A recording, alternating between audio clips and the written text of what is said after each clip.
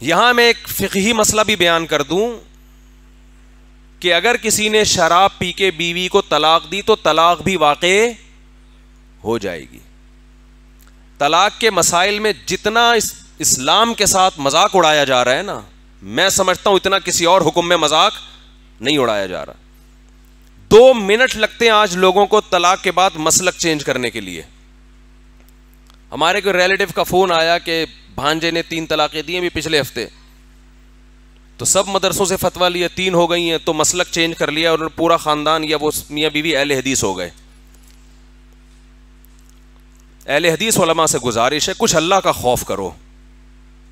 تمہارے پاس کوئی شخص طلاقیں دے کے حرام بیوی کو حلال کروانے کے لیے آتا ہے, اسے گلے مت لگاؤ, اس کو ڈراؤ اللہ کے عذاب سے کہ حرام بیوی کو حلال کرنے کے لیے آج تمہیں سمجھ میں آ رہا ہے کہ اہل حدیث صحیح ہوتے ہیں. ہم نے دیکھا بعض خوش ہو رہے ہوتے ہیں, گھر گھر جا کے اس کو اور مبارکباد دے رہے ہوتے ہیں. یہ مسئلہ بار بار بیان کرتا ہوں, اجماعی ہے, اس میں اختلاف نہیں ہے. 3 طلاقیں 3 ہی ہوتی ہیں.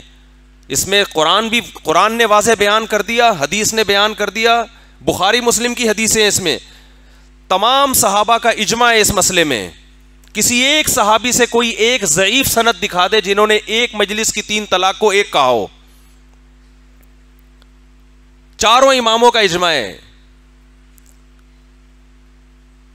تو طلاقیں دینے سے پہلے سوچا کرو کہ میں کیا کہہ رہا ہوں زبان سے, فوراً چینج مسلک.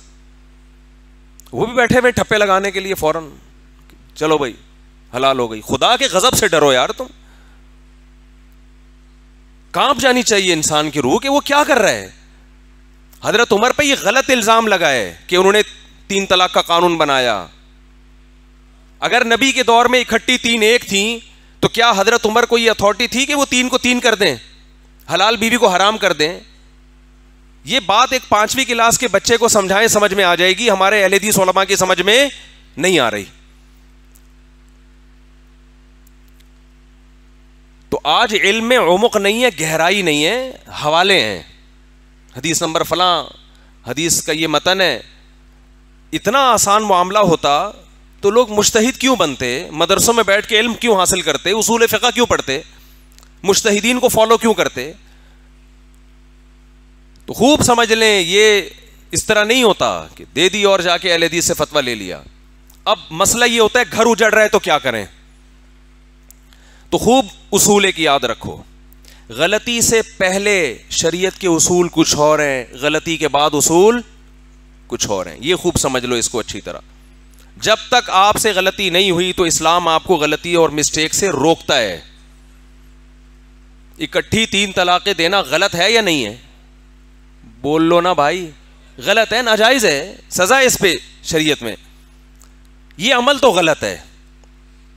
حضرت عمر کے پاس جب کوئی 3 طلاقیں دے کے آتا تو کوڑے پہلے لگاتے, فتویٰ بعد میں دیتے تھے اس کو.